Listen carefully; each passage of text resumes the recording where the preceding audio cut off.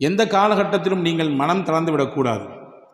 நமக்கு வரக்கூடிய பிரச்சனைகள் அல்லது நாம் சந்திக்கக்கூடிய இன்னல்கள், சிரமங்கள், அதை வைத்து நாம் மனதால் புழுங்கி அதை நினைத்தே உருகிவிடக்கூடாது. குர்ஆன் நம்மை ஆசுவாசப்படுத்துகிறது. அல்லாஹ்வின் பேரருளை விட்டு நீங்கள் நிராசையாகி விடாதீர்கள். உலகத்தில் சில விஷயங்களை நீங்கள் விரும்புவீர்கள், ஆனால் உங்களுக்கு அது கிடைக்காமல் போகலாம்.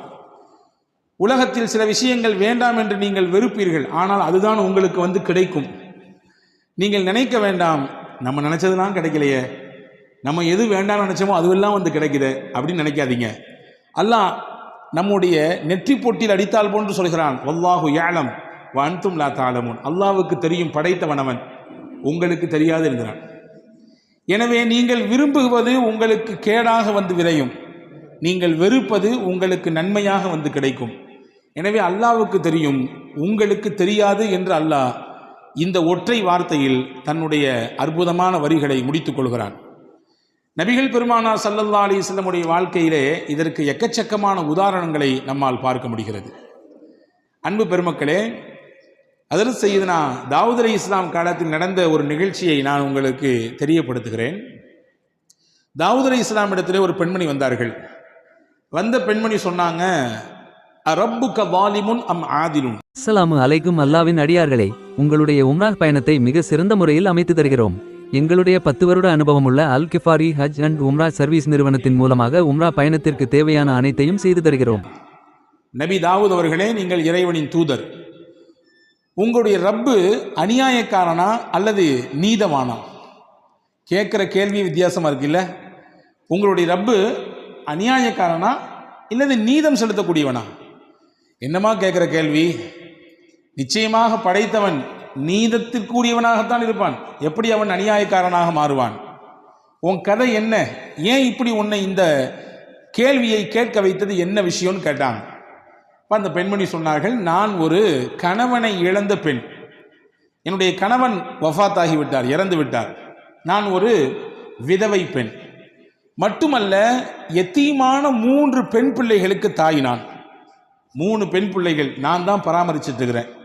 ஏதோ நான் செய்யக்கூடிய உழைப்பு, அதில் கிடைக்கக்கூடிய சொற்ப ஊதியம், அதை வைத்து எங்களுடைய கால் வயிறு அரை வயிறு கஞ்சி குடித்து ஏதோ வாழ்க்கை ஓடிக்கொண்டிருக்கிறது. நான் செய்கிற வேலை என்னன்னா, நூலை எல்லாம் திரித்து, ஒரு நம்ம ஊர்களில் பழைய காலங்களில் கிராமங்களில் பார்க்க முடியும், தறி நெய்ப்பாங்க, அதுக்கு முன்னாடி நூல் திரிப்பாங்க. அந்த நூல் திரிப்பதற்கென்று ஒரு பெரிய கம்பி வச்சுருப்பாங்க. அப்படி நூல்கள் எல்லாம் மொத்தமாக அதில் கோர்த்து அதற்கடுத்து தான் கொண்டு நெசவு செய்வதற்கு தறிக்கு ஏற்றுவார்கள். இப்படி நான் நூலை எல்லாம் சரி செய்து திரித்து திரித்து திரித்து திரித்து அந்த பெரிய ஒரு இரும்பு கம்பியிலே நான் மொத்தமாக சேர்த்து வைத்துக் கொள்வேன். திரித்த நூல்களை எல்லாம் கொண்டு போய் கடை வீதியில் போய் அதில் கொஞ்சம் லாபத்தை வைத்து விற்று அதில் வரக்கூடிய காசை வைத்து என்னுடைய வயிற்றையும் என் பிள்ளைகளுடைய வயிற்றையும் கழுகி வருகிறேன். நேற்றைய நாள் நான் நூலை திரித்து எடுத்து பஜாரிலே கொண்டு விற்கலாம் என்று போனால், திடீரென்று எங்கிருந்தோ ஒரு பெரிய கழுகை போன்று உண்டான அமைப்பில் ஒரு பறவை அந்த நூலையும் அந்த மொத்த இரும்பு கம்பியையும் மொத்தமாக தூக்கிவிட்டு போய்விட்டது. என் முதலே போச்சு, என்னுடைய வியாபாரமும் போச்சு, அதற்கான முதலும் போச்சு. நான் இனிமேல் எப்படி வியாபாரம் பண்ணுறது? எங்களுடைய குடும்பத்தை, என்னுடைய அனாதையான பிள்ளைகளை எப்படி நான் அவர்களுக்கு சாப்பாடு கொடுப்பது? பசியோடு பட்டினியோடு நிற்கிறேன். எனவே தான் நான் கேட்டேன், நாங்கள் இப்படி தானே இவ்வளோ கஷ்டப்பட்டு சம்பாதிக்கிறோம், கொஞ்சம் கொஞ்சம் தானே சம்பாதிக்கிறோம், அந்த காவயிறு அரை வயிறு சாப்பாடு தானே நாங்கள் போய்கிட்டு இருக்குது, இது கூட உங்கள் இறைவனுக்கு பிடிக்கலையா? அநியாயமா இது? எனவே தான் நான் கேட்டேன் என்று அந்த அம்மா சொல்லிச்சு. அதாவது தாவூத் அலைஹிஸ்ஸலாம் சொன்னாங்க, கொஞ்சம் பொறுமையாக இருமா, எதை செய்தாலும் அல்லாஹ் அதற்கு நியாயம் வைத்திருப்பான். மூமீன்கள் பொதுவாக நமக்கு வலு தரக்கூடிய வசனங்கள் நிறைய இருக்குது குர்ஆனிலே. அதிலே ஒரு விஷயம்தான், ஒரு வசனம்தான் நம்ம எல்லாருக்கும் தெரிந்த ஒரு அத்தியாயம், சூரத்து அலம் நஷ்ரஹ்.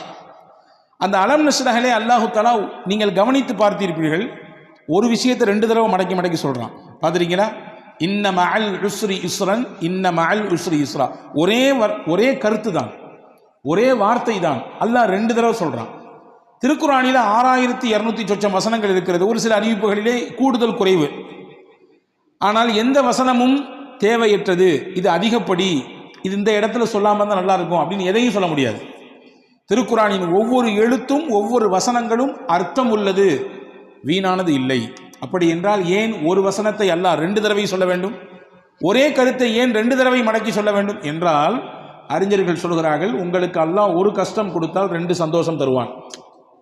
உங்களுக்கு ஒரு நெருக்கடி வந்தால் 2 மகிழ்ச்சி வரப்போகிறது. உங்களுக்கு ஒரு இழப்பு என்றால் 2 சந்தோஷம், 2 வரவு வரப்போகிறது. இதுதான் உண்மை. இதற்காக வேண்டிதான் அல்லாஹ் 2 தடவை சொல்கிறான். இப்போ சொன்னாங்க தாவூத் அலைஹிஸ்ஸலாம், கொஞ்சம் பொறுமையாரி, நீ வார்த்தையை விட்டுறாத. சில சமயங்களில் கோபத்தில் அல்லது ஏதாவது ஒரு பதட்டத்தில் வார்த்தையை விட்டு விடுகிறோம். விட்டு அதற்கு பின்னால் யோசிக்கிறோம், தவிக்கிறோம். ஆஹா, அப்படி சொல்லிட்டு கூடாதே என்று நினைக்கிறோம். தாவூத் அலைஹிஸ்ஸலாம் கொஞ்சம் பொறுமையாரிமா, கொஞ்சம் உட்காருமான்னாங்க. ஒரு ஓரத்தில் உட்கார்ந்தாங்க அந்த அம்மா. கொஞ்ச நேரத்தில் திடீரென்று ஒரு 10 வியாபாரிகள் வந்தார்கள். வந்தவர்கள் தாவூத் அலைஹிஸ்ஸலாம் இடத்திலே வந்து, நாங்கள்லாம் கடல் வணிபம் செய்யக்கூடியவர்கள், கடலில் போய் முதல்ல போட்டு எடுத்து வந்து சரக்கு எடுத்து வந்து ஊரில் விற்பனை செய்யக்கூடியவங்க. அப்படி நாங்கள் வியாபார சரக்குகளை எல்லாம் வாங்கிட்டு ஒரு சின்ன படகிலே நாங்கள் ஏறி வந்து கொண்டிருந்தோம். வந்து கொண்டிருக்கக்கூடிய சமயத்திலே கடுமையான காற்று, கடுமையான அனல் பறக்கக்கூடிய சூறாவளி காற்று. அந்த சூறாவளி காற்றிலே நாங்கள் வந்து அந்த சின்ன படகு அங்கிட்டும் இங்கிட்டும் சாய்கிறது. எங்களுக்கு பயம், நாங்களும் மொத்தமாக மூழ்கி போவோமோ அல்லது நாங்கள் கொண்டு வந்த மொத்த சரக்கும் வீணாய் போய்விடுமோ. சரி, சரக்கு போனாலும் பரவாயில்ல, உயிர் காப்பாற்றப்படணுமே. சரக்கு போனாலும் அடுத்து சம்பாதிச்சுக்கலாம், எங்க உயிர் போச்சுன்னா. உடனே நாங்கள் 10 பேரும் சேர்ந்து அல்லாஹ்விடத்திலே ஒரு நியத் செய்தோம். நதிர் என்று சொல்வார்கள் அரபியிலே. இதற்கு தமிழிலே புரிவதாக சொன்னால் நேரிச்சை. அல்லாஹ்விற்காகவே நாங்கள் நேரிச்சை செய்தோம். என்ன நேரிச்சை செய்தோம்? இறைவா, இந்த கஷ்டத்திலிருந்து எங்களை நீ காப்பாற்றி விட்டால், இந்த சிரமத்திலிருந்து எங்களை நீ மீட்டெடுத்து கொண்டு வந்து கரை சேர்த்தால், எங்களிலே தலைக்கு ஒருவர் 100 தங்க காசு, தலைக்கு 100 தங்க காசு என்ற வீதத்திலே 1000 தங்க காசுகளை உன்னுடைய பாதையிலே நாங்கள் சதகா செய்வோம் என்று நியத் செய்தோம். நியத் செய்து அல்லாஹ்விடத்திலே துவா செய்தோம். ஒன்றை நீங்கள் ஆழமாக எப்பொழுதுமே உள்வாங்கிக் கொள்ள வேண்டும். நம் மனதிலே எப்பொழுதும் இந்த வார்த்தை இருக்க வேண்டும். நாம் கேட்கிற எந்த துவாவும் வீணாகாது. வாழ்க்கையில் எந்த துவாவும் வீணாகாது. கிடைப்பதற்கு முன்பின் ஆகலாம். கிடைப்பதற்கு இந்த மாதம் கேட்டது அடுத்த மாதம், அல்லது இன்னும் 4 மாதம் கழிச்சு, அல்லது 1 வருஷம், அல்லது 4 வருஷம் கிடைக்கும். வீணாகாது, துவா வீணாகாது. நிச்சயமாக அல்லாஹ் அந்த துவாவிற்கு பதில் தருவான். ஏதோ ஒரு ரூபத்தில் தருவான். ஒன்று கேட்டதை கொடுப்பான், இல்லை என்றால் அந்த துவாவின் மூலமாக நமக்கு வர இருக்கிற ஆபத்தை பாதுகாப்பான். சொல்லி கேட்டிருக்கமா இல்லையா? நிமிஷத்தில் என் தலையே போயிருக்கும். நிமிஷத்தில் அந்த ஆக்சிடென்ட்ல நான் விழுந்திருப்பேன். 1 செகண்ட் தான், எப்படியோ தப்பிச்சேன். அது யாரோ செய்த துவா அல்லது நாம் வாழ்க்கையிலே முன்னால் செய்த துவா. துவா வீணாகாது. இந்த 10 பேரும் துவா செய்கிறார்கள், யா அல்லாஹ் எங்களை காப்பாற்றி விட்டால் நிச்சயமாக நாங்கள் தலைக்கு 100 திர்ஹம், 100 தங்க காசு என்ற வீதத்திலே 1000 தங்க காசுகளை உன்னுடைய பாதையிலே நாங்கள் சதகா செய்வோம். நீயத் செஞ்சிட்டா, நேர்ச்சை செஞ்சிட்டா செஞ்சிடணும், அதிலே மாற்றம் இல்லை.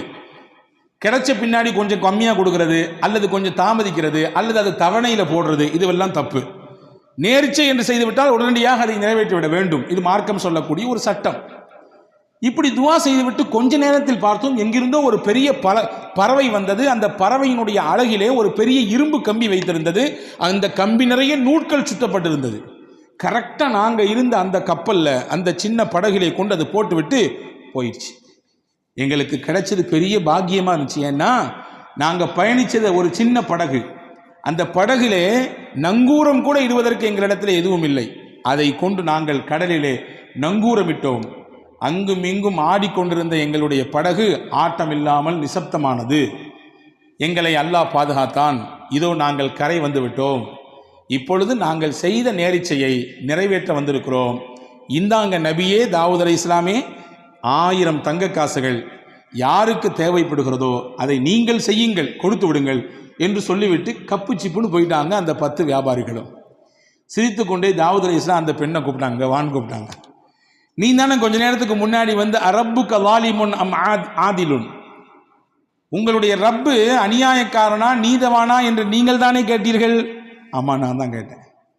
அல்லாஹ் உன்கிட்ட இருக்கக்கூடிய இந்த நூல் கண்டையும் இந்த இரும்பையும் தூக்கி விட்டு அல்லாஹ் உனக்கு என்ன கொடுக்க நாடிருக்கான் தெரியுமா? இந்த 1000 தங்க காசை கொடுக்க நாடிருக்கிறான். இந்த 1000 தங்கத்தை உனக்கு தரத்தான், இந்த 1000 ரூபாயை உனக்கு தரத்தான் அல்லாஹ் அதை எடுத்தான். இந்த வச்சுக்கோ, இதுக்கு தகுதியான ஆள் நீந்தான். நீதே இதை பயன்படுத்து, உன் பிள்ளைகளுக்கு கொண்டு போய் இதை கொடு, உணவு வாங்கி கொடு, உங்களுடைய வாழ்க்கைக்கு தேவையானதை இதை வைத்து பயன்படுத்திக் கொள் என்று தாவூத் அலைஹிஸ்ஸலாம் அந்த பெண்ணிடத்திலே சொல்லி அனுப்பியதாக ஒரு வரலாற்று செய்தி இருக்கிறது. அன்பு சகோதரர்களே, எந்த காலகட்டத்திலும் இதுதான் மூமியின் நம்பிக்கை. எந்த ஒரு நெருக்கடியான நிலை வந்த பொழுதிலும் கூட நாம் மனம் தளர்ந்து விடக்கூடாது. உறுதியான எண்ணத்தோடு அல்லாஹ் இருக்கிறான் என்ற நினைப்போடு நாம் பயணிக்க வேண்டும் என்பதை தான் இஸ்லாம் அழகாக நமக்கு கற்றுத்தருகிறது. ரசூலுல்லாஹி ஸல்லல்லாஹு அலைஹி வஸல்லம் சொல்வார்கள், அஜபன் லி அம்ரில் மூமின், ஒரு மூமினுடைய விஷயம் எல்லாமே ஆச்சரியமாக இருக்கிறது. இன்ன அம்ரஹு குல்லஹு கைருன், அவர் செய்கிற எல்லா விஷயமே அவருக்கு நலவாகத்தான் வந்து விடுகிறது. வலைஸ தாலிக இல்லா லிமூமின், மூமினுக்குத்தான் அல்லாஹ் இப்படியான ஒரு பாக்கியத்தை தந்திருக்கிறான். என்ன?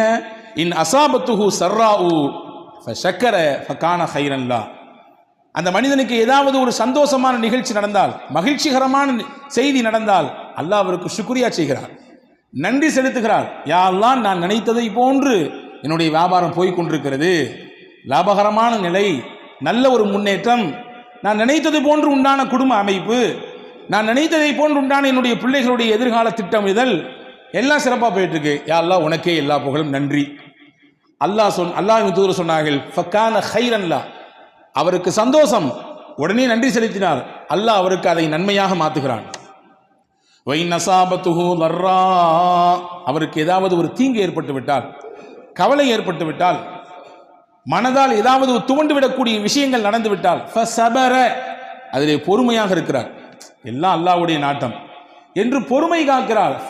ஃபகான கைரன் லா, அந்த பொறுமை காக்கக்கூடிய விஷயமும் அவருக்கு நன்மையாக மாறுகிறது என்று நபிகள் பெருமானார் ஸல்லல்லாஹு அலைஹி வஸல்லம் அவர்கள் சொல்லித்தரக்கூடிய விஷயத்தை நாம் பார்க்கிறோம். எனவே அன்பர்களே, இன்னைக்கு கவலையினுடைய உச்சகட்டத்திலே மனிதர்கள் வாழ்வதை பார்க்கிறோம். WHO என்று சொல்லக்கூடிய வேர்ல்டு ஹெல்த் ஆர்கனைசேஷன் அது சொல்லுகிறது, உலகத்தில் எது பெரிய நோய், பெரிய நோயாக எது இருக்கிறது, இதய சம்பந்தப்பட்ட நோயா அல்லது புற்றுநோயா அல்லது வேற ஏதாவது ஸ்ட்ரோக் மாதிரி உண்டான விஷயமா? கிடையாது. ஸ்ட்ரெஸ் தான் பெரிய நோய், கவலை தான் பெரிய நோய். கவலை தான் எல்லா நோய்களுக்கும் மூலதனம் என்று சொல்கிறது. சிறுவர்களிலிருந்து பெரியவர்கள் வரை கவலையினால் பாதிக்கப்படுவதை பார்க்கிறோம். அப்படிப்பட்ட கவலையில் இருக்கக்கூடியவர்களுக்கு மாணவி ஸல்லல்லாஹு அலைஹி வஸல்லம் எந்த மாதிரியான போதனைகளை தந்திருக்கிறார்கள் என்பதை நாம் கவனிக்க வேண்டும். எனவே கவலை ஒரு மனிதனுக்கு உச்சகட்டமாக கூட கூட நல்ல நிலையில் இருப்பவரும் கூட சில நேரங்களிலே கொஞ்சம் தடுமாறி விடுகிறார் இல்லையா? பெரும் பெரும் பிரபலங்கள், பெரிய பெரிய துறை சார்ந்த வல்லுநர்கள், பெரிய பட்டதாரிகள், அவர்கள் கூட கடைசியிலே தனக்கு ஏற்படக்கூடிய இறுக்கத்தினாலே தன் வாழ்க்கையே முடிக்கக்கூடிய எல்லைக்கு போய் நிற்கிறார்கள். ஆனால் மார்க்கம் அதற்கு ஒருபொழுதும் அனுபவிக்கவே இல்லை. அல்லாஹ் அல் குர்ஆனிலே அழகாக சொன்னான். இந்த வசனங்கள் எல்லாம் நம்முடைய உள்ளத்திலே எழுதி வைக்கப்பட வேண்டிய வசனங்கள். வலனபுலுவன்னகும் பிஷைஇம் மினல் ஹௌஃப் வல்ஜூஇ வனக்ஸிம் மினல் அம்வால் வல்அன்ஃபுஸி வஸ்ஸமராத், உங்களை நாம் சோதிப்போம். எப்படியெல்லாம் சோதிப்போம்?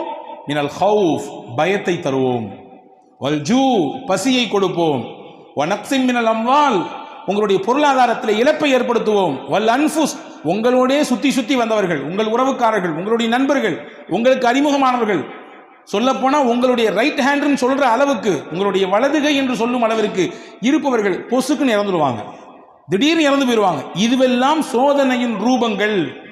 சொல்லிட்டு அல்லாஹ் சொல்றான், ஃபபஷ்ஷிரி ஸாபிரீன், யார் இதிலெல்லாம் அல்லாஹ் நம்மோடு இருக்கிறான் என்று பொறுமையோடு இருக்கிறார்களோ அவர்களுக்கு சுபசோபனம் சொல்லுங்கள் நபியே என்று அல்லாஹ் அல் குர்ஆனிலே நபிகள் பெருமானா ஸல்லல்லாஹு அலைஹி வஸல்லம் மூலமாக நமக்கு சொல்லித் தருகிறான். அன்பு சகோதரர்களே, இதுதான் நமக்கான ஒரு உற்சாக பானம். அதில் சையதத்துனா உம்மு சுலைம் ரலியல்லாஹு தஆலா அன்ஹா, சையதுனா அபூ தல்ஹா ரலியல்லாஹு தஆலா அன்ஹு, ரெண்டு சஹாபா, ஒரு சஹாபி ஒரு சஹாபிய பெண்மணி. அபூ தல்ஹா கணவர், உம்மு சுலைம் மனைவி, பேர் பெற்ற பெண்மணி. இவரும் சாதாரணப்பட்ட சஹாபி அல்ல, வரலாற்று சிறப்புக்க புகழ்பெற்ற சஹாபி இவர். ரெண்டு பேருமே நல்ல ஒரு முன்மாதிரியான தம்பதிகள். இவர்களுக்கு அல்லாஹ் ஒரு குழந்தையை கொடுத்தான். குழந்தை பிறந்து வளர்ந்து கொண்டிருக்கிறது. அபூ தல்ஹா வெளிநாடுகளுக்கு வியாபாரம் செல்லக்கூடியவர். அப்படி ஒரு நாள் வியாபாரத்துக்கு வெளிநாட்டுக்கு போனார். போயிருக்கக்கூடிய அந்த கேப்பில் பிறந்த குழந்தை வளர்ந்துட்டு இருக்கக்கூடிய காலகட்டத்தில் திடீர்னு அந்த பிள்ளைக்கு ஏதோ ஒன்று செஞ்சுது, அந்த குழந்தை இறந்து போச்சு. வியாபாரம்லாம் முடிச்சுட்டு திரும்பி ஊருக்கு வர்றாரு. ஊருக்கு வந்த உடனே தன்னுடைய மனைவி இடத்திலே வர்றாரு. கணவன் நீண்ட நாள் கழித்து வந்திருக்கிறார், வியாபாரம் முடித்து வந்திருக்கிறார். எடுத்த உடனே அவர்கிட்ட சோக செய்தியை சொல்லி அவருடைய அந்த மைண்டை அப்செட் பண்ண வேண்டாம் என்று நினைத்த உம்மு சுலைம் ரலியல்லாஹு தஆலா அன்ஹா கணவனுக்கு சிறப்பான முறையிலே உணவு ஏற்பாடு செய்து விருந்தோம்பல் செய்தார். செய்து முடித்துவிட்டு அன்றைய பொழுது தன்னை முழுவதுமாக சிறப்பாக அலங்கரித்து கொண்டு அன்றைய தினம் தன்னுடைய கணவனோடு இல்லறத்திலே இணைந்தார். இணைந்ததற்கு பிறகு ஒரு அழகான ஒரு கேள்வியை எடுத்து வைக்கிறார் மனைவி உம்மு சுலைம் ரலியல்லாஹு தஆலா அன்ஹா. உங்கள்கிட்ட யாராவது ஒருத்தர் அமானீதத்தை கொண்டு வந்து கொடுத்து கொஞ்ச நாளைக்கு பின்னாடி என் பொருளை தாங்க திருப்பி அப்படின்னு கேட்டால் நீங்களே வச்சுக்குவீங்களா? கேட்டவர் கேட்ட ஒன்று எடுத்து கொடுத்துருவீங்களா? என்னம்மா இது கேள்வி? அமானீதம் சொல்லி கொடுத்துட்டா உரியவங்க வந்து கேட்டால் கொடுக்க தானே செய்யணும். கொடுக்க மாட்டான், இது என்னோடது, நீங்கள் உங்களை யாருன்னு எனக்கு தெரியாது என்று சொன்னால் இது மோசடி அல்லவா? இது அநியாயம் இல்லையா? அக்கிரமம் இல்லையா? இதானே சரி? ஆமாம், இதான் சரி. உம்மு சுலைம் ரலியல்லாஹு தஆலா அன்ஹா தன்னுடைய கணவனிடத்திலே சொன்னார்கள், அல்லாஹ் நமக்கு அமானிதமாக பிள்ளையை தந்தான், கொடுத்தவனே எடுத்துக்கொண்டான். கொடுத்தவனே எடுத்துக்கொண்டான். நம்முடைய சக்தி எங்கே இருக்கிறது? அல்லாவின் சக்தியாச்சே. எனவே இன்னைக்கு எந்த குறையும் இல்லை, எல்லாம் பெர்ஃபெக்ட், 100%. கணவனுக்கும் எந்த பிரச்சனையும் இல்லை, மனைவிக்கும் எந்த பிரச்சனையும் இல்லை. குழந்தை ஏன் இல்லை? அல்லாஹ் நாடவில்லை, அவ்வளவுதான். இதுதான் உண்மை. எனவே நாம் புரியக்கூடாது நம் சக்தியின் மூலமாகத்தான் பிள்ளை, நம்முடைய ஆற்றல் நமக்கு இருக்கிறது ஆண்மை இல்லை இல்லை இல்லை, கிடையவே கிடையாது. ஹஜ்ரத் உம்மு சுலைம் சொன்னாங்க, கொடுத்தவன் அல்லாஹ், அவனே எடுத்துக்கிட்டான் திருப்பி. அபூ தல்ஹா ஆடி போய் விட்டார். மறுநாள் காலில் போய் அழுதுகிட்டே கண் கலங்கிட்டே ரசூலுல்லாஹ்ட்ட போனார். யா ரசூலல்லாஹ், செய்தியை கேட்டீங்களா? வெளியூருக்கு போயிட்டு வர்றதுக்குள்ள புள்ள இறந்து போச்சு. அது மட்டும் இல்லை, இந்த செய்தியை என் அந்த அம்மா எப்போ சொன்னாங்க தெரியுமா? எவ்வளோ தாமதித்து சொன்னாங்க தெரியுங்களா? எனக்கு வருத்தம் தானே இது என்று ஹஜ்ரத் அபூ தல்ஹா ரலியல்லாஹு அன்ஹு ரசூலுல்லாஹ்விடத்திலே சொன்ன பொழுது ரசூலுல்லாஹ் அழகாக ஒரு துவா செய்தார்கள். பாருங்கள், நபியினுடைய துவாவுக்குரிய சக்தியை பாருங்கள். அல்லாஹ் நமக்கு எடுத்த விஷயத்திலே நாம் கொஞ்சம் பொறுமையாக இருந்தால் தரக்கூடிய பிரதிபலன் நம்மை ஆச்சரியப்படுத்தும், நம்மை அப்படி மெய்சிலிர்க்க வைக்கும். ரசூலுல்லாஹ் அழகா ஒரு துவா செஞ்சார். பாரக்கல்லாஹு ஃபீ காபிரி லைலத்திகுமா, அல்லாஹ் நீங்கள் நேற்று இரவிலே இணைந்தீர்களே அந்த இணைப்பிலே அல்லாஹ் பரக்கத் செய்வானாக. நீங்கள் இரவு நேற்று நீங்கள் கணவன் மனைவி இணைந்தீர்கள், அந்த இணைப்பில் அல்லாஹ் பரக்கத் செய்வானாக. அல்லாஹ் பரக்கத் செய்தான். அழகான ஒரு குழந்தை பிறந்தது. அந்த குழந்தைக்கு ஹஜ்ரத் ரசூலுல்லாஹ் தான் பேர் வச்சாங்க, அப்துல்லான்னு.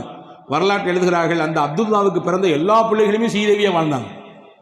பெரிய கல்வியாளராக, குரானிலே மிகப்பெரிய தேர்ச்சி பெற்றவர்களாக, ஞானவான்களாக, மிகப்பெரிய செல்வாக்கு மிக்கவர்களாக அவர்கள் வாழ்ந்தார்கள் என்பதாக வரலாற்று குறிப்புகள் இருக்கிறது. அப்போ அல்லாஹ் ஒரு விஷயத்தை எடுக்கிறான்னா நம்ம கலங்கக்கூடாது, நம்பிக்கை இழந்துடக்கூடாதுங்கிறத ரப்புல் ஆலமீன் அல்லாஹு தாலா எவ்வளவு அழகாக நமக்கு எடுத்து வைக்கிறான். அதாவது சய்யிதத்துனா ஆயிஷா ரலியல்லாஹு தஆலா அன்ஹா வரலாற்றில் நீங்கள் தெரிந்து கொள்ள வேண்டிய முக்கியமான செய்தி இது. திருக்குரானிலே 100 என்ற ஒரு அத்தியாயம் இருக்கிறது. நிச்சயமாக நாமும் படிக்க வேண்டும், வீட்டிலே இருக்கக்கூடிய பெண்களுக்கெல்லாம் படிப்பிக்க வேண்டும். அற்புதமான அத்தியாயம். அதில் சய்யிதனா உமர் ரலியல்லாஹு அன்ஹு சொன்னார்கள், அல்லிமூ நிசாக்கும் சூரத்தன் நூர், உங்கள் வீட்டிலே இருக்கக்கூடிய பெண்களுக்கெல்லாம் சூரா நூரை சொல்லிக் கொடுங்கன்னா. பெண்களுக்கு தேவையான அத்தனை விஷயங்களையும் அல்லாஹ் சொல்லுகிறான். எங்க ஹஜ்ரத் ஓதுறதே பெருசா இருக்குது, எங்கிட்டு போய் அதுலேருந்து படிச்சு கொடுக்குறது, அதுலேருந்து இல்லை கருத்தை எப்படி உள்வாங்கிக் கொள்வது, அவ்வளவு செய்திகள் இருக்குது. சின்ன சூறா தான். ஒவ்வொரு வீட்டிலும் இருக்கக்கூடிய பெண்கள் வாசிக்க வேண்டிய, பெண்கள் உள்வாங்கக்கூடிய, பெண்கள் தங்கள் வாழ்க்கையில் செயல் வடிவம் கொடுக்க வேண்டிய விஷயங்களை அல்லாஹ் அதிலே பதிவு செய்கிறான். அதிலே முக்கியமான ஒரு செய்தி இருக்கிறது. இஃப்கா ஆயிஷா என்று சொல்வார்கள். அல்லாஹு தாலா அதில் சய்யிதுனா முஹம்மது ரசூலுல்லாஹி ஸல்லல்லாஹு அலைஹி வஸல்லம் துணைவியார் விஷயத்திலே ஏற்பட்ட ஒரு அவதூறு, அந்த அவதூறை களைவதற்காக வேண்டி அல்லாஹ் ஒரு 10 வசனத்தை தந்தான். என்ன அவதூறு? நான் பலமுறை உங்களுக்கு சொல்லியிருக்கிறேன், ஞாபகம் இருக்கலாம். நான் ஒரு கோடு மட்டும் போட்டு காட்டுகிறேன். போருக்கு போய் திரும்பி வரக்கூடிய நேரத்தில் எல்லாரும் போய்விட்டார்கள். அதில் ஆயிஷா அம்மாவட்டும் சுய தேவையை முடிச்சுட்டு வர்றதுக்குள்ளார எல்லாரும் காலி. கடைசியில் எல்லாத்தையும் பார்க்கறதுக்காக நியமிக்கப்பட்டவர், ஏதாவது தவறவிடப்பட்டதா என்பதை பார்ப்பதற்கு நியமிக்கப்பட்ட சஃப்வான் மட்டும்தான் இருந்தார். ரசூலுல்லாஹி ஸல்லல்லாஹு அலைஹி வஸல்லம் அன்பு தோழர் சஹாபி ரலியல்லாஹு அன்ஹு. இவங்க ஆயிஷா அம்மாவை கண்டு ரசூலுல்லாஹ்வுடைய துணைவியார் என்பதை உறுதி செய்து தான் வந்த ஒட்டகையை அமர்த்தி வைத்து அதில் மேலே ஆயிஷா அம்மாவை உட்கார வச்சு கீழே பிடிச்சிட்டு நடந்து வந்தாங்க. ஒட்டகத்தினுடைய கயிறை பிடித்து கொண்டு நடந்து வந்தார்கள். மதீனாவுக்குள்ள என்ட்ரி ஆகும்போது முனாஃபிக்கின்கள்லாம் லட்டு சாப்பிட்ற மாதிரி இருந்துச்சு. இந்த நிகழ்ச்சி அல்வா சாப்பிட்ற மாதிரி. என்ன, எல்லாரும் போயாச்சு, முகமது ரசூலுல்லாஹ்வுடைய துணைவியார் மேலே உட்கார்ந்துருக்காங்க, கீழே வர்றது ஒரு அந்நிய ஆண் சஃப்வான்.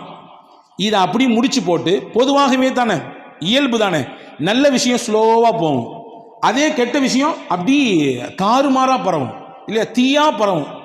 இப்படி தீயாக பரவியது மதீனா முழுக்க. நாயகத்தின் துணைவியார் அன்னை ஆயிஷாவையும் ஹஜ்ரத் சய்யிதுனா சஃப்வான் ரலியல்லாஹு இணைத்து தப்பு தப்பாக பேச்சு. அல்லாஹ் இந்த நிகழ்ச்சி நீண்ட பட்டியல். அல்லாஹ் இதில் யாரெல்லாம் பங்கெடுத்தார்களோ அவர்களுக்கெல்லாம் உலகத்திலும் சோதனையை கொடுத்தான், ஆகிரத்திலும் நிச்சயமாக அதற்கான வேதனை உண்டு என்று குர்ஆனிலே சொன்னான். இந்த நிகழ்ச்சிக்கு அல்லாஹ் பாடம் சொன்னான். இது இல்ல, ஆயிஷா மீது எந்த குற்றமும் கிடையாது, அவங்க பத்தினி, 10.5 மாத்து தங்கம், அவர்கள் ஒரு தூசு கூட அவர்கள் மீது படவில்லை, அவ்வளவு தூய்மையானவங்க. ஏன்னா தூய்மையானவர்களாக இருப்பதினாலே தான் நாயகத்திற்கு அல்லாஹ் துணைவியாக தேர்வு செய்தான், நாயகத்திற்கு மனைவியாக அல்லாஹ் தேர்வு செய்தான். அல்லாஹ்வால் தேர்வு செய்யப்பட்ட முடிவு அது. எனவே அவர்கள் 100% தூய்மையானவர்கள் அப்படிங்கிறத அல்லாஹ் குர்ஆனிலே 10 வசனங்களை கொடுத்து சொன்னான். இதில் என்ன செய்தினா, இந்த வசனங்களை துவங்கும் போது அல்லாஹ் துவங்குறான் பாருங்க. இன்னல்லதீன ஜாஊ பில் இஃப்கி உஸ்பத்தும் மின்கும் லா தஹ்ஸபூஹு ஷர்ரல் லக்கும் பல் ஹுவ கைருல் லக்கும். நபியே, அவதூறாக உங்கள் துணைவியாரின் மீது இட்டுக்கட்டி தேவையில்லாத பழிகளை சுமத்தி கொண்டு சில மக்கள் இந்த தெருவிலே ஊரிலே நடமாடி கொண்டிருக்கிறார்கள். லா தஹ்ஸபூஹு ஷர்ரல் லக்கும், இதை தீங்கு கெடுதி என்று நீங்க நினைக்காதீங்க. பல் ஹுவ கைருல் லக்கும், இது நன்மைன்றான் அல்லாஹ், இது நல்லதுன்றான். எப்படிங்க நன்மை? ரசூலுல்லாஹ்வுடைய குடும்பத்தின் மீது இப்படி பழி சுமத்திட்டாங்க, பொறுக்குமா? நமக்கு தாங்குமா? தாங்காது. அல்லாஹ் சொல்றான் நன்மை. எப்படி நன்மை தெரியுமா? நாயகம் இருக்கும் காலத்திலேயே இந்த நிகழ்ச்சி நடந்தது. எனவே அல்லாஹ் அருள் வசனங்கள் இறக்கி உண்மைப்படுத்திட்டான், தூய்மைப்படுத்திட்டான். எந்த பிரச்சனையும் கிடையாது, 100% ரொம்ப தூய்மையானவர்கள் அப்படிங்கிறத அல்லாஹ் குர்ஆனின் மூலமாக நிரூபித்தான். இந்த குர்ஆன் நபியின் காலத்திலே இறங்கியது அந்த வசனம். இன்னைக்கு நம்ம பேசுறோம், நாளைக்கு பேசுவாங்க, 10 வருஷம் கழிச்சு பேசுவாங்க, 100 வருஷம் கழிச்சு பேசுவாங்க. உலக அழிவு நாள் வரை நாயகத்தினுடைய துணைவியார் தூய்மையானவர்கள் என்றதை பேசிக்கொண்டே இருப்பார்கள். வச்சுக்கங்களேன், ஒரு சின்ன கற்பனை. இதே நிகழ்ச்சி நாயகத்தின் வஃபாத்துக்கு பின்னால் நடந்திருந்தால், நாயகத்தினுடைய ஹயாத்துக்கு பின்னால் நடந்திருந்தால், அது இல்லைங்கிறத ப்ரூஃப் பண்ணிடலாம், வேற விஷயம். ஆனா குர்ஆன் வந்திருக்கிறாரு. குர்ஆனினுடைய வசனம் யாரோடு முடிந்து போனது? நாயகத்தோடு முடிந்து போனது. ரசூலுல்லாஹ்வுடைய ஹயாத்தோடு அவர்களுடைய முடிவு குர்ஆனும் கத்தம் ஆயிடுச்சு. வஹி வராது. வஹி வரக்கூடிய காலத்திலேயே இந்த ஒரு செய்தி நடந்து, இப்படிலாம் கிடையாது, 100% பியூர், உங்க வீட்டு துணைவியார்கள் எல்லாம் அவ்வளவு தூய்மையானவர்கள் அப்படிங்கிறத அல்லாஹு தாலா அருமையான முறையிலே இங்கே உலக மக்களுக்கு பறைசாட்டினான். எனவே இது நன்மை தான், தீமைன்னு நினைக்காதீங்கன்னு அல்லாஹ் சொன்னான். அன்பர்களே, நாம் பார்க்கக்கூடிய விதத்தில் தான் இருக்கிறது. நமக்கு வரக்கூடிய விஷயங்கள் எப்படியானது என்பதை நாம் பார்க்கிற விஷயத்தில் தான் இருக்கிறது. கொஞ்சம் நமக்கு ஏற்படக்கூடிய சிரமங்களில், கஷ்டங்களில் கொஞ்சம் பொறுமையாக இருந்தால் அல்லாஹ் அதற்கு மிகச்சிறந்த பகரத்தை தருவான். ஒரு நிகழ்ச்சியை சொல்லுகிறேன் பாருங்கள். அபூ தல்ஹா ரதியல்லாஹு தஆலா அன்ஹு என்ற ஒரு சஹாபி, நபி ஸல்லல்லாஹு உம்மு சலமா ரதியல்லாஹு தஆலா அன்ஹா, அபூ சலமா ரதியல்லாஹு தஆலா அன்ஹா, இவங்க 2 பேரும் கணவன் மனைவி. அதே நேரத்தில் சிறந்த கணவன் மனைவி. சிறந்த கணவன் மனைவி ஏன் சொல்றேன்னா, நாயகத்திரத்தில் என்னெல்லாம் கேட்டாங்களோ அதெல்லாம் ரசூலுல்லாஹ்ட்ட கேட்ட விஷயத்தை அப்படியே மனைவிட்டு அப்படி ஒப்பிச்சிருவாங்க. நல்ல விஷயத்தை ஷேர் பண்ணிக்குவாங்க. இன்னைக்கு எதெல்லாமோ பேசுகிறோம், எங்கெங்கே உள்ள விஷயத்தெல்லாம் பேசுகிறோம், குடும்ப விஷயத்தை எடுத்து பேசுகிறோம், மற்ற விஷயங்களை, நல்ல விஷயங்களை நாம் நம்முடைய துணைவியார்களோடு பகிர்ந்து கொள்கிறோமா, அதற்கு குடும்பத்தில் நேரம் வைத்திருக்கிறோமா என்றால் பல நபர்களுக்கு கேள்வியிலே இல்லை என்று தான் வருகிறது, இல்லையா? ஹஸரத் அபூ சலமா நபியிடத்தில் கேட்ட விஷயத்தெல்லாம் ஷேர் பண்ணுவாங்க. அப்படி ஒரு நாள் ஒரு விஷயம் சொன்னாங்க. ரசூலுல்லாஹ் இன்னைக்கு ஒரு செய்தி சொன்னாங்க. என்ன தெரியுமா சொன்னாங்க? யாருக்கு அல்லாஹ் ஒரு சோதனையை தந்து அந்த சோதனையிலே அவர் பொறுமையாக இருந்து, இன்னா லில்லாஹி வ இன்னா இலைஹி ராஜிஊன், சோதனைனா இழப்பா இருக்கலாம், கஷ்டமா இருக்கலாம், நெருக்கடியா இருக்கலாம், எதா இருந்தாலும் இருக்கலாம், இன்னா லில்லாஹ் சொல்லிட்டு ஒரு துவா சொன்னார். என்ன துவா? அல்லாஹும்ம அஜிர்னி ஃபீ முஸீபதி வக்லிஃப்னி கைரம் மின்ஹா. யா அல்லாஹ், எனக்கு இந்த இழப்பு ஏற்பட்டிருக்கு, இந்த கஷ்டம் ஏற்பட்டிருக்கு, இதுக்கு நீ தான் கூலி தரணும், நான் இழந்ததை விட சிறந்த பகரத்தை நீ எனக்கு தரணும் என்று ஒருவர் துவா செய்தால் அல்லாஹ் அவருக்கு ஏற்பட்ட இழப்புக்கும் கூலி கொடுப்பான், அவர் இழந்ததை விட மிகச்சிறந்ததையும் கொடுப்பான் அப்படின்னு ரசூலுல்லாஹ் சொன்னாங்கம்மா அப்படின்னு சொல்லி ஹஸரத் அபூ சலமா உம்மு சலமா ரதியல்லாஹு இடத்திலே சொல்லி கொடுத்தாங்க. இது ஒரு செய்தி. கொஞ்ச நாள் கழிஞ்சது உஹது யுத்தத்துக்கு போனாங்க அபூ சலமா. அவருக்கு ஒரு சின்ன காயம் பட்டுச்சு. திரும்பி வந்தாங்க. அந்த காயமே பெருசாகி கடைசியில் அதுவே மூத்துகளை போய் விட்டுடுச்சு, இறந்துட்டாங்க. அப்படி ஒரு அந்யுன்யம். அவர்களின் வரலாற்றை நீங்கள் வாசித்தால் கண்ணீர் தொட்டு தான் பக்கங்களை திருப்ப வேண்டும். ஒரு குடும்பமே சேர்ந்து இந்த மார்க்கத்திற்காக தியாகம் செய்த ஒப்பற்ற குடும்பத்திற்கு சொந்தக்காரர்கள், கணவன் மனைவி சின்ன புள்ள. அவ்வளவு சிறப்பான ஒரு வரலாற்றுக்கு சொந்தக்கார பெண்மணி. கணவன் இறந்துட்டாங்க, தன்னந்தனியா மதினா நிற்கிறாங்க. குடும்பம் கிடையாது, உறவு கிடையாது, யாரும் இல்லை. இப்போ அந்த அம்மாவுக்கு வரக்கூடிய சிந்தனை தான் கணவன் சொல்லி கொடுத்த அந்த ஹதீஸ் ஞாபகத்துக்கு வந்துச்சு. ஞாபகத்துக்கு வந்தவொடனே அந்த அம்மா அந்த ஹதீஸை அதை ஞாபகப்படுத்தி மறுபடியும் இன்னாலில்லா சொல்லிட்டு அல்லாஹும் அஜிர்னி ஃபி முசீபத்தி வஹலிஃப்னி ஹைரம் மின்ஹா இந்த துவா ஓதிட்டு சொன்னாங்க, ஐயு ரஜுலி ஹைரும் மின் அபி சலமா. அபூ சலமா எனக்கு அப்படி ஒரு கணவர், அவரை மாதிரி உண்டா? அவர் இப்போ நான் இழந்துட்டேன், அவருக்கு நிகராக அல்லது அவரை விட சிறந்தவராக எப்படி யார் எனக்கு கணவராக வர முடியும் என்ற ஒரு ஆற்றாமையில் அந்த அம்மா வெளிப்படுத்தினாங்க. அந்த வார்த்தையை வரலாற்றில் எழுதுறாங்க. அந்த அம்மா சொல்லிட்டு சொன்னாங்களாம், என்றாலும் ரசூலுல்லாஹ் சொல்லியிருக்காங்க, அதில் 100 இல்லை 1000 லட்சம் அர்த்தம் இருக்கும். நான் அல்லாஹ்வுக்காண்டி பொறுமையாகிறேன். அப்படியே வரலாற்றின் பக்கங்களுக்குள்ளே போனால் கொஞ்ச நாளைக்கு பின்னாடி அதில் அபூபக்கர் ரலியல்லாஹு பொண்ணு கேட்டாங்க. அபூ சலமா உம்மு சலமாவை மாட்டேன்ட்டாங்க. உமர் ரலியல்லாஹு பொண்ணு கேட்டாங்க, மாட்டேன்ட்டாங்க. கொஞ்ச நாள் கழிச்சு ரசூலுல்லாஹ்வே வந்து பொண்ணு கேட்டாங்க, உங்களை நான் நிக்கா செய்ய ஆசைப்படுறேன். நிக்கா செஞ்சுக்கிட்டாங்க. அன்பு சகோதரர்களே, அந்த அம்மா சொன்ன அந்த வார்த்தைக்கு அல்லாஹ் நிச்சயமாக நம்மை கைவிட மாட்டான், சிறந்த பகரத்தை தருவான். இழப்பு தான், ஈடு செய்ய முடியாத இழப்பு தான், கஷ்டம்தான், பொறுத்து கொள்ள முடியாத கஷ்டம்தான். என்றாலும் ரசூலின் வார்த்தைக்கு நான் முக்கியத்துவம் கொடுக்கிறேன், நிச்சயமாக நான் பொறுமையாக இருக்கிறேன் என்று சொன்னதற்கு அல்லாஹ் கொடுத்த கூலி நபியவே கணவனாக அல்லாஹ் மாற்றி கொடுத்தான். இப்போ நபியை விட உலகத்தில் சிறந்தவர் உண்டா? அபூ சலமாவை விட மிஞ்சியவராச்சே பெருமானா ஸல்லல்லாஹு அலைஹி வஸல்லம். எனவே வாழ்க்கையில் தன்னம்பிக்கை ஒருபொழுதும் இழந்துவிடக்கூடாது. சிரமங்கள் கஷ்டங்கள் வருகிற சமயத்தில் எப்படி ஒரு மனிதன் அதை கையாள வேண்டும், எப்படி தன்னுடைய வாழ்க்கைக்கு அதை அடுத்த கட்டத்துக்கு நகர்த்தி செல்ல வேண்டும், மொத்தமாக மனதால் துவண்டு எதையெல்லாமோ கற்பனை பண்ணிட்டு இப்படிலாம் நடந்துருமா இப்படிலாம் நடந்துருமா என்று யோசித்து கடைசியில் இருக்கிற வாழ்க்கையை நாம் சூனியமாக்கி கொள்ளக்கூடாது என்பதை மார்க்கம் அழகாக சொல்லித் தருகிறது. ஒரு 10 வயது சிறுவன் நடந்த உண்மை சம்பவம். அந்த சிறுவனுக்கு உடலிலே ஒரு பாதிப்பு. தாய் அழைத்து கொண்டு போகிறார். மருத்துவரிடத்தில் போய் எல்லாம் விசாரிச்சா கடைசியில் மருத்துவர் சொல்லியிருக்காங்க, புள்ள புற்றுநோயால் பாதிக்கப்பட்டிருக்காரு. அந்த அம்மாவால் தாங்க முடியல. எப்படி தாங்க முடியும்? 10 வயசு குழந்தைக்கு இப்படி ஒரு பிரச்சனைன்னா. பையன் வெளியே வந்தவனை கேட்டான், என்னம்மா எனக்கு பிரச்சனைன்னு. அம்மா சொல்லிச்சு, ஒன்றும் இல்லைடா தம்பி, உன் உடம்புல கொஞ்சம் பூச்சி இருக்காம்மா, வேற ஒன்றும் இல்லை அப்படின்னு சொல்லிச்சு. அந்த பையனுக்கு ஒரு இயற்கை பழக்கம் இருந்துச்சான், வீடியோ கேம் விளையாடுவான், எதையாவது ஷூட் பண்ணிக்கிட்டே இருப்பான். 6 மாதம் எந்த பிரச்சனையும் இல்லை. 6 மாதம் கழித்து மறுபடியும் ஹாஸ்பிட்டலுக்கு வர்றான். வந்தவுடனே டாக்டருக்கு ஆச்சரியம், என்ன மிராக்கலாக இருக்குது, ஆச்சரியமாக இருக்குது, எந்த பிரச்சனையுமே இல்லை, எல்லாம் பியூராக இருக்கிறான் பையன், ஒரு புற்று கூடிய அந்த அடையாளமே தெரியலையே அப்படின்னு. அப்போ வெளியே வந்தோன்னு அம்மா கேட்டுச்சான், என்னடா தம்பி செஞ்ச நீ அப்படின்னு. நீ தான் சொன்னாலம்மா என் உடம்புல வந்து பூச்சி இருக்குன்னு. நான் வீடியோ கேம் விளாடும் போதெல்லாம் ஷூட்டிங் பண்ணும்போது நினச்சிக்குவேன், அந்த என் உடம்புல இருக்கக்கூடிய அந்த பூச்சியை நான் சுடுறேன் என்று ஒவ்வொன்றாக நினைத்து சுட்டேன் என்று அந்த பையன் சொன்ன பொழுது தாய் உணர்ந்ததாம், எவ்வளவு பெரிய ஒரு வார்த்தை, ஒரு நம்பிக்கை அவனுடைய உடம்பிலே மிகப்பெரிய மாற்றத்தை தந்திருக்கிறது என்று. எனவே அல்லாஹ் இருக்கிறான், எந்த கட்டம் வந்தாலும், எந்த சிரமங்கள் வந்தாலும், எவ்வளவு பெரிய நெருக்கடிகள் கவலைகள் வந்தாலும் அவன் இருக்கிறான் நம்மோடு என்ற எண்ணத்தோடு வாழ்க்கையில் நாம் பயணித்தால் எவ்வளவு பெரிய விஷயங்களையும் எதிர்கொள்ளக்கூடிய சக்தியையும் ஆற்றலையும் வல்ல அல்லாஹ் நமக்கு தருவான் என்பதை தான் மேலே கூறிய நிகழ்ச்சிகளும் நாயகத்தின். அஸ்ஸலாமு அலைக்கும். அல்லாவின் அடியார்களே, உங்களுடைய உம்ரா பயணத்தை மிக சிறந்த முறையில் அமைத்து தருகிறோம்.